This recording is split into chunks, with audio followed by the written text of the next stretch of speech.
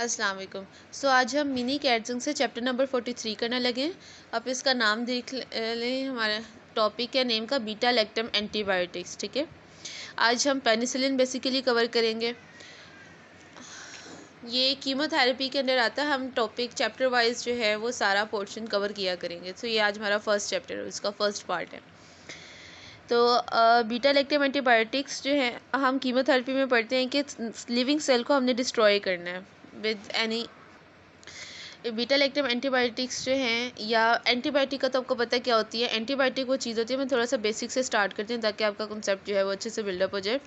Antibiotic जो है वो दो तरह से होती हैं। ठीक है, हम ये जैसे ये टेबल में बताया गया, बैक्टीरियसिडल होती हैं या बैक्टीरियोस्टैटिक होती हैं।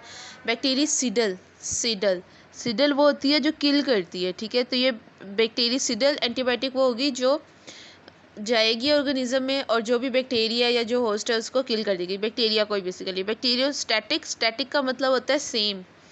ठीक है, स्टैटिक कर दिया, रोक दिया। ठीक है, बैक्टीरियोस्टैटिक क्या करेगी, ये जाएगी इंडिविजुअल में और ये क्या करेगी, ये जाके जो बैक्टीरिया की ग्रोथ है उसे रोक देगी। ठीक है, यानी कि ये ऐसे करेगी कि वो मल्टीप्लाई नहीं कर पाएगा। ठीक है, वो जो आगे डिवीजन कर रहा था, वो रिप्रोडक्शन हो रही थी, उसका जो नंबर इंक्रीज़ हो रहा था वो अब नंबर इंक्रीज़ नहीं होगा, उसका नंबर कांस्टेंट हो जाएगा। लेकिन नंबर तो आपने कांस्टेंट कर दिया, अब उसको किल किसने करना है। मतलब अगर 10 बैक्टीरिया थे, नॉर्मली होता है कि 10 थे, फिर वो थोड़ी देर बाद 20 हो गए, 40 हो गए, 60 हो गए, नंबर बढ़ता गया। ये बहुत जल्दी अपना नंबर इंक्रीज़ करते हैं।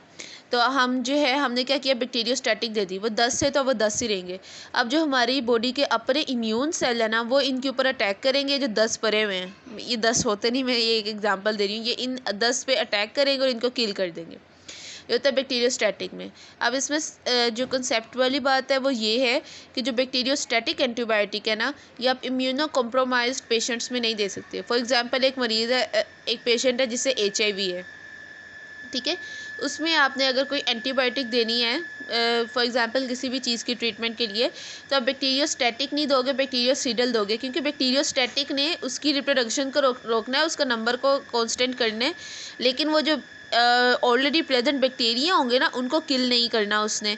ठीक है, उसको किल करने के लिए ये मांगता है बैक्टीरियोस्टैटिक के बॉडी की अपनी इम्यूनिटी किल करे। और जब बंदा पहले ही इम्यूनो कॉम्प्रोमाइज़ है, जैसे HIV उसकी इम्यूनिटी पहले ही कम है, तो फिर ये काम जो है मतलब वो नहीं कर पाएगा। तो हम बैक्टीरियोसिडल देते हैं, ये हो गया। उसके बाद हम देखते हैं बीटा लैक्टम एंटीबायोटिक्स होते हैं। एंटीबायोटिक तो हमने देख लिया कि स्टैटिक होती है या सिडल होती है।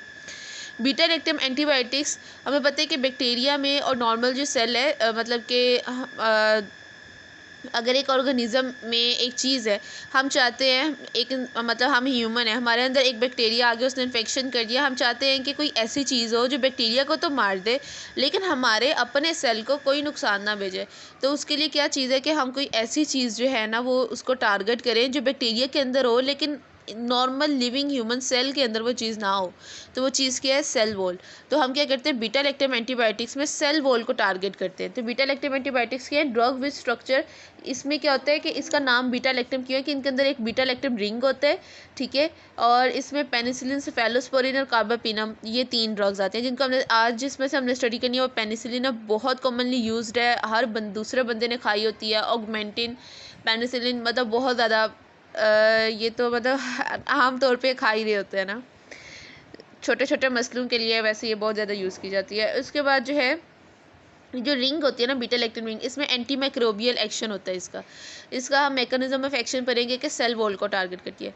अच्छा, उसके बाद एक चीज़ है बीटा लैक्टमेजेस। अच्छा, ये तो एंटीबायोटिक है ना जो हम बैक्टीरिया को किल करने के लिए दे रहे हैं, उसका रिंग था बीटा लैक्टम। अब एक एंजाइम है बीटा लैक्टमेजेस, यानी वो एंजाइम जो बीटा लैक्टम की जो रिंग है ना, जिसके अंदर एक्टिविटी है बैक्टीरिया को किल करने वाली, उसे ख़राब कर देता है। तो बैक्टीरिया बड़े होशियार होते हैं, उन्हें पता है कि हमने बीटा लैक्टम एंटीबायोटिक से उन पर अटैक करना है और जब हम उन पर अटैक करेंगे तो हम उनको किल करेंगे। वो कहते हैं भाई ऐसी बात है। तो कुछ बैक्टीरिया होते हैं जिनमें बीटा लैक्टमेजेस एंजाइम होते हैं। ये एंजाइम क्या करते हैं, ये बीटा लैक्टम रिंग पे अटैक करते हैं। अच्छा, जिनमें ये होंगे ना, जैसे फॉर एग्जांपल कौन से पेनिसिलिनेजेस हो सकते हैं जो पेनिसिलिन को डिस्ट्रॉय कर देंगे, सेफेलोस्पोरिनेजेस हो सकते हैं। बीटा लैक्टम रिंग डिस्ट्रॉय हो जाएगा और वो अब एंटीबायोटिक उस बैक्टीरिया पे ये वाली बीटा लैक्टम एंटीबायोटिक जो है वो यूज़फुल एज सच नहीं रहेगी। फिर हम क्या करते हैं, एक चीज़ होती है बीटा लैक्टम इनहिबिटर्स।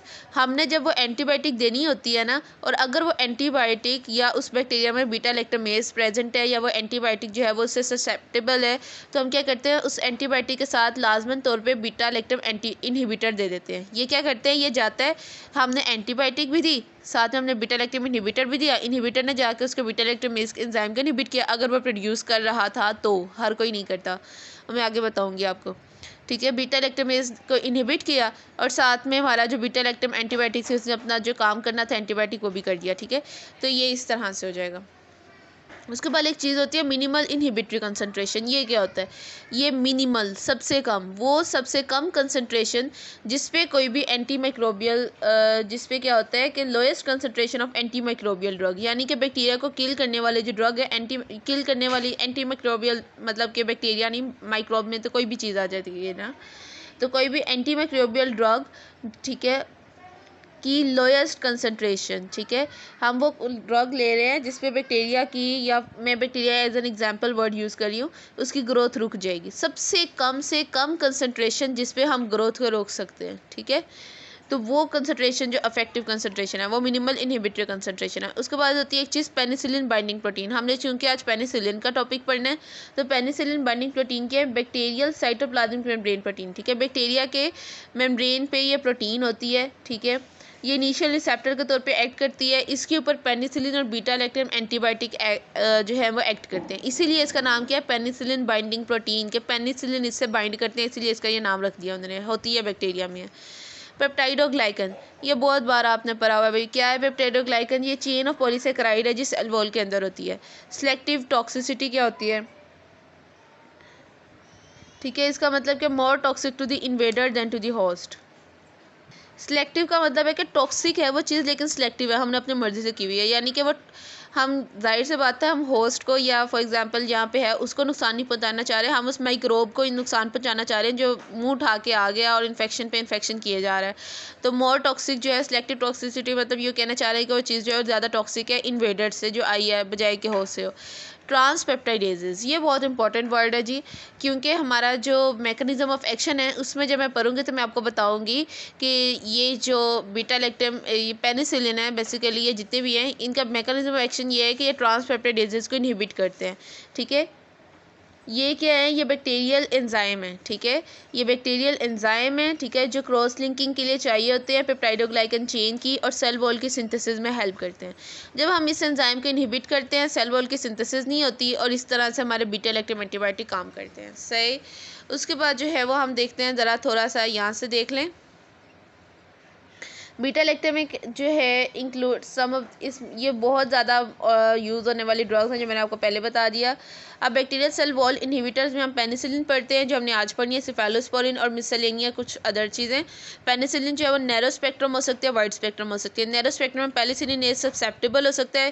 पेनिसिलिनेज क्या है, ये बेसिकली बीटा लैक्टमेज है, यानी कि बीटा लैक्टम के अंदर ये जो आती है ना पेनिसिलिन, बीटा लैक्टमेज वो एंजाइम था जो बैक्टीरिया के अंदर था, जो क्या कर रहा था कि ये इसकी जो बीटा लैक्टम रिंग थी ना, बीटा लैक्टम एंटीबायोटिक की, उसको डिस्ट्रॉय कर रहा था। और पेनिसिलिन इसकी एक सब टाइप है, इसके अंदर आता है। बीटा लैक्टम एंटीबायोटिक के अंदर एक चीज़ है पेनिसिलिन, वो वाली एंटीबायोटिक आती है जिसको हमने आज पढ़ना है, सही। और बाकी सेफेलोस्पोरिन को हम बाद में देखेंगे, ठीक है। तो कुछ बैक्टीरिया जो पेनिसिलिनेज जिसमें एंजाइम होगा उससे ससेप्टेबल होंगे, वो उसको डिस्ट्रॉय कर देंगे उसकी बीटा लैक्टम रिंग को, उनमें हम ये पेनिसिलिन नहीं देंगे, या पेनिसिलिन और दूसरी कैटेगरी पेनिसिलिन रेजिस्टेंस की तरह बताइए, ठीक है। अब हमने देख लिया कि ऑल पेनिसिलिन जो है वो हमारे पास ये क्लासिफिकेशन में बताते हैं कि इनके पास एक रिंग होता है जिसका नाम है 6 अमाइनो पेनिसिलिनिक एसिड, ठीक है। ये रिंग सारे पेनिसिलिन में होता है, आई एम सॉरी, ठीक है। और इसकी क्लासिफिकेशन हम इस तरह से करते हैं कि पेनिसिलिन नेचुरल होती है, ठीक है, एंटी स्टेफाइलोकोकल होती है, ठीक है, नेचुरल होती है, एंटी स्टेफाइलोकोकल होती है, एक्सटेंडेड स्पेक्ट्रम एंटीबायोटिक्स पेनिसिलिन, ये 3 कैटेगरी में होती है। नेचुरल पेनिसिलिन में पेनिसिलिन जी और वी होती है, ये आप आगे पढ़ रहे होंगे, ठीक है। अब मैं इसको ये देख लें, फार्माकोकाइनेटिक्स देख लेते हैं पेनिसिलिन की क्या है। पेनिसिलिन ना बेसिकली ये पोलर कंपाउंड है, ठीक है, और ये मेटाबोलाइज इतना नहीं होता है। ये इसका जो एक्सक्रीशन है ना, मतलब ये बॉडी से किस तरह से निकलता है, 10% तो ये GFR से निकलता है और 90% सिक्रीशन से, मतलब जो आपकी किडनी है ना, ठीक है, ये आपकी किडनी है, ठीक है, और ये मेरी गंदी सी मैंने नेफ्रॉन ड्रॉ की है, सॉरी फॉर डैट। अच्छा, अब ये यहाँ पे ग्लोमेरुलस के अंदर यहाँ ब्लड आ रहा था, तो ये जब ब्लड आ रहा था यहाँ से जो फिल्टर होके आती है ना वो 10% है पेनिसिलिन, और फिर वो जो ब्लड यहाँ पे साथ होता है और वो जो सिक्रीट करता है बाद में, ये GFR से 10 आती है, जो बाद में आती है वो आती है 90%।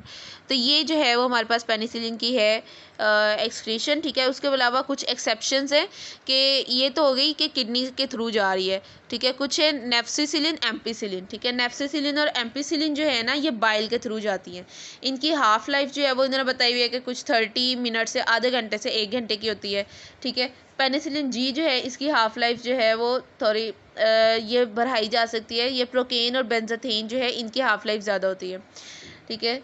और मोस्ट पेनिसिलिन जो है, अच्छा हम चीज़ों को देखते हैं कि ब्लड ब्रेन बैरियर कौन क्रॉस कर रहा है। ये चीज़ हमारे लिए क्यों इंपॉर्टेंट होती है? ये इसलिए इंपॉर्टेंट होती है कि अगर कोई चीज़ ब्लड ब्रेन बैरियर क्रॉस कर रही है तो वो CNS में जाएगी। जब वो CNS में जाएगी तो वो ज़्यादा मतलब कि टॉक्सिसिटी क्रिएट कर सकती है, यानी कि उसके ज़्यादा एडवर्स इफेक्ट्स होंगे, ठीक है। यानी वो ब्रेन में जा रही है तो ब्रेन में जाके भी कुछ ना कुछ कर रही होगी। अब हम ना उसको 3 तरह से कैटेगराइज करते हैं। क्या ये CNS में जाती है, एक बात। दूसरी बात, अगर क्या मेनिंजिस का इन्फेक्शन होगा तब जाएगी, दूसरी बात। तीसरी बात कि अगर मेनिंजिस का इन्फेक्शन होगा फिर भी नहीं जाएगी। तो पेनिसिलिन जो है ना ये मोस्टली जो पेनिसिलिन है ना ये अगर मेनिंजिस इन्फ्लेम्ड होना तो फिर जो है ये ब्लड ब्रेन बैरियर क्रॉस कर सकती है, ठीक है। और पेनिसिलिन के बारे में एक बात है कि इसको आपने ना खाने के साथ नहीं देना होता। जब आप पेनिसिलिन प्रेस्क्राइब करें तो आपको पेशेंट को बताना होता है कि खाने के या तो मतलब कि कुछ घंटे पहले या कुछ घंटे बाद लेना है, क्योंकि ये जो हमारे खाने में प्रोटीन या जो कुछ तो ऐसी भी होती हैं जो स्टमक के एसिड से डिस्ट्रॉय हो सकती हैं, ठीक है। तो वो हम आगे साथ साथ पढ़ेंगे इसको। बाकी मैकेनिज्म ऑफ एक्शन मैंने आपको थोड़ा बहुत बता ही दिया था कि बीटा लैक्टम एंटीबायोटिक्स क्या हैं, बैक्टीरियासिडल है, किल करती हैं। बैक्टीरियासिडल का मतलब है किल करती हैं। बैक्टीरियोस्टैटिक कौन होती हैं, जो ग्रोथ को रोकती थी। बाकी मैंने आपको पेनिसिलिन बाइंडिंग प्रोटीन का भी मैंने आपको बता दिया था कि ये जो है ना ये स्पेसिफिक एंजाइम्स हैं, ठीक है, बैक्टीरिया के मेम्ब्रेन के ऊपर पड़े हुए हैं, इसके ऊपर जाके पेनिसिलिन ने बाइंड करना है। दूसरा मैंने आपको बताया था कि ये क्या करती है कि ट्रांसपेप्टाइडेज एंजाइम के बारे में मैंने जब पढ़ाया था तब मैंने आपको बताया था कि इस एंजाइम को इनहिबिट करती है और ये सेल वॉल की सिंथेसिस में ज़रूरी होता है, ठीक है। तीसरी चीज़ ये क्या करती है, ये जब बाइंड करके ट्रांसपेप्टाइडेशन रिएक्शन को इनहिबिट कर दिया फिर क्या करती है कि वो ऑटोलिटिक एंजाइम जो है उसको एक्टिवेट करवाती है, ठीक है।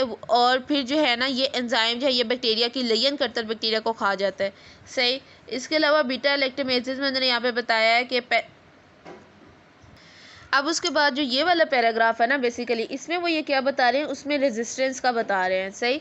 रेजिस्टेंस बता रहे हैं कि एक रेजिस्टेंस होती है जो नेचुरल रेजिस्टेंस हो सकती है। नेचुरल रेजिस्टेंस कब आती है कि जो बैक्टीरिया के अंदर सेल वॉल ही नहीं है तो वो नेचुरल रेजिस्टेंस डेवलप करेगा। यानी कि रेजिस्टेंस है कि भाई उसको पेनिसिलिन देने का फ़ायदा, ये बीटा लैक्टम देने का फ़ायदा कि उसने तो अटैक ही सेल वॉल पे करना था, तो जिस बैक्टीरिया में जैसे माइकोप्लाज्मा उसकी सेल वॉल है ही नहीं तो ये सेल वॉल इनहिबिटर देने का फ़ायदा कोई नहीं होगा। अब उसके बाद दूसरी चीज़ जिसमें बीटा लैक्टमेज हो, यानी कि उसमें हम ये भी स्टेफाइलोकोकाई में ये ग्राम नेगेटिव बैक्टीरिया जो हैं कुछ ये रेजिस्टेंस शो करते हैं, उसमें हम बीटा लैक्टम एंटीबायोटिक जो है वो एज सच नहीं दे सकते। अगर हमने बीटा लैक्टम एंटीबायोटिक देनी है क्योंकि बीटा लैक्टमेज एंजाइम क्या करेगा, ये बैक्टीरिया जो है प्रोड्यूस कर ले ताकि हमारी एंटीबायोटिक को जो है वो ख़राब कर दे। बहुत होशियार है ये, लेकिन हम तो उससे ज़्यादा होशियार है ना, तो हम क्या करते हैं हमने बीटा लैक्टम इनहिबिटर के साथ देते हैं। ये हमारा एंजाइम जाता है, ये जाके क्या करता है, ये इनहिबिटर क्या करता है, ये जाके इस एंजाइम को इनहिबिट कर देता है और हमारी एंटीबायोटिक ये अपना काम दिखा देती है। तो थोड़ा सा होशियार होना पड़ता है। तो बीटा लैक्टम एंटीबायोटिक में जो है वो हमारे पास बीटा लैक्टमेज इनहिबिटर जो है वो 3 उन्होंने यहाँ पे बताए, इनके नाम याद कर लीजिएगा, क्लेविजेनिक एसिड, ठीक है। अब उसके बाद जो है दूसरी चीज़ एक तो ये हो गई बीटा लैक्टमेज मेज की बात हो गई। दूसरी तरह रेजिस्टेंस कैसे आ सकती है कि जो आपका जो जिस चीज़ पे जाके पेनिसिलिन ने बाइंड करना है ना, बैक्टीरिया बड़ा होशियार है, वो उसी को चेंज कर लेता है पेनिसिलिन बाइंडिंग प्रोटीन को। तीसरी चीज़ हमारा बैक्टीरिया क्या करता है, वो कहता है अच्छा अब तुमने पेनिसिलिन बाइंडिंग प्रोटीन का तो मैंने चेंज कर दिया पर मैं अपनी परमिएबिलिटी को भी चेंज करूँगा। तो अपनी परमिएबिलिटी को चेंज करता है और जब वो परमिएबिलिटी को चेंज करता है ना तो फिर भी हमारे पास रेजिस्टेंस डेवलप हो जाती है एंटीबायोटिक के खिलाफ। अब आप इस डायग्राम पे थोड़ा सा ज़रा गौर करें कि ये हमारे पास सेल वॉल है, ठीक है। ये बैक्टीरिया ग्राम नेगेटिव बैक्टीरिया ये सेल वॉल है और ये पेप्टाइडोग्लाइकन है, ठीक है। ये दोनों ये सेल वॉल का पार्ट है। ये जो दरमियान वाली जो स्पेस है ये पेरिप्लाज्मिक स्पेस है और ये सेल मेम्ब्रेन है, सही। अंदर सारा साइटोप्लाज्म भरा होगा।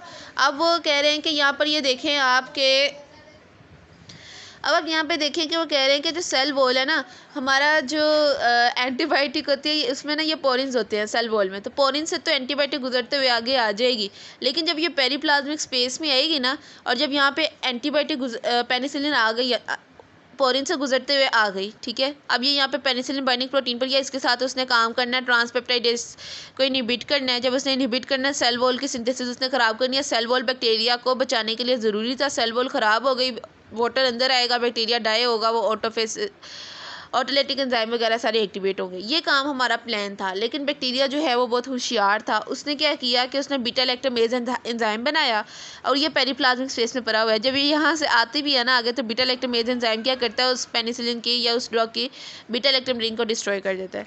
तो ये चीज़ यहाँ पे हो गई सही। उसके बाद हम देखते हैं कि इसकी क्लिनिकल जो है ना वो यूजेस जो हैं वो क्या हैं।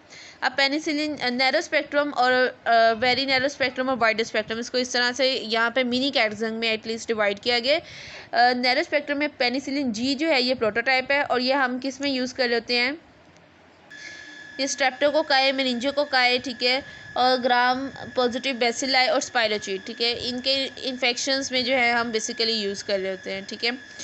पेनिसिलिन जी जो है ये ड्रग ऑफ चॉइस है साइफिलिस के लिए, ठीक है, ये चीज़ आपने नहीं बोला। पेनिसिलिन बी जो है ये ओरोफेरेंजियल इन्फेक्शंस के लिए दी जाती है। उसके बाद जो है वो हम देखते हैं कि मेथिसिलिन जो है ये प्रोटोटाइप है हमारे पास very narrow spectrum penicillinase resistant drugs की। ये रेजिस्टेंट ड्रग्स हैं, इनके अंदर रेजिस्टेंस डेवलप होती है। अच्छा, नेफ्सिसिलिन और ऑक्सासिलिन ये दो भी इसमें आते हैं। मेथिसिलिन रेजिस्टेंस स्टेफाइलोकोकाई एक। अच्छा जी, हम बात कर रहे थे मेथिसिलिन रेजिस्टेंस कहाँ गया, स्टेफाइलोकोकस यूरियस, ठीक है। ये एंजाइम क्या करता है कि अगर किसी बंदे का, इसे MRS से बोलते हैं, ठीक है, अगर किसी की भी हिस्टोपैथोलॉजिकल लैब में ये पॉजिटिव आ जाता है तो आप उसको कोई भी बीटा लैक्टम एंटीबायोटिक नहीं दोगे। क्यों नहीं दोगे? क्योंकि ये वाला जो है ना, क्योंकि ये वाला जो इंडिविजुअल है ये सारी बीटा लैक्टम एंटीबायोटिक से रेजिस्टेंस है। तो आप इसको कोई मतलब एंटीबायोटिक दोगे तो बीटा लैक्टम आपने इसको नहीं देनी। आप इसको बीटा लैक्टम में पेनिसिलिन की बात नहीं करी, किसी भी बीटा लैक्टम एंटीबायोटिक को नहीं देना, कोई फ़ायदा नहीं होगा इसमें, क्योंकि वो उस रेजिस्टेंस डेवलप्ड उसमें होती है। उसके बाद वाइडर स्पेक्ट्रम पेनिसिलिनेज ड्रग्स जो हैं उसमें हम एम्पिसिलिन और मॉक्सिसिलिन को देखते हैं, ठीक है। ये यूज़ होती है लिस्टेरिया मोनोसाइटोजीन्स में, ठीक है, लोअर रिस्पिरेटरी इन्फेक्शंस में, यूरिनरी ट्रैक्ट इन्फेक्शंस में हम इसका यूज़ होता है, ठीक है। उसके अलावा हमारे पास जो है वो ये एक सॉरी मेरा मोबाइल हिल गया था। अच्छा, ये जो हमारे पास एक्सटेंडेड स्पेक्ट्रम एंटीबायोटिक्स है पेनिसिलिन के अंदर जो हम पढ़ रहे हैं, इनको हमने हमेशा बीटा लैक्टम इनहिबिटर्स के साथ देना होता है, ठीक है। वरना जो है मैंने आपको बताया कि इनको अगर आप बीटा लैक्टम इनहिबिटर्स के साथ ही दोगे तो इनकी बीटा लैक्टम रिंग ख़राब हो जाएगी, सही, क्योंकि बीटा लैक्टमेज एंजाइम जो है वो बैक्टीरिया के अंदर प्रेजेंट होगा इस केस में। अच्छा, टॉक्सिसिटी जो है वो उससे एलर्जिक रिएक्शंस जो है वो ज़्यादातर आते हैं। एलर्जिक रिएक्शंस आपको पता है कि उसमें हाइपर सेंसिटिविटी रिएक्शंस होते हैं, जिसमें अर्टिकेरिया वगैरह, फीवर, जॉइंट स्वेलिंग, ठीक है, एनीमिया, ये सारी चीज़ें आ जाती हैं, ठीक है। और उसके बाद जो है वो बाकी कुछ चीज़ें जो हमेशा फार्माकोलॉजी में सेम होती हैं वो होता है नोज़िया, डायरिया, वॉमिटिंग वगैरह, ठीक है। तो ये तो वो धनिया होता है ना जो ऊपर से हम डाल सकते हैं। बहरहाल इस पर मार्क्स नहीं मिलते होते ये लिखने पे। ओके, अब नेक्स्ट पार्ट में हम सेफेलोस्पोरिन्स कवर करेंगे इंशाल्लाह।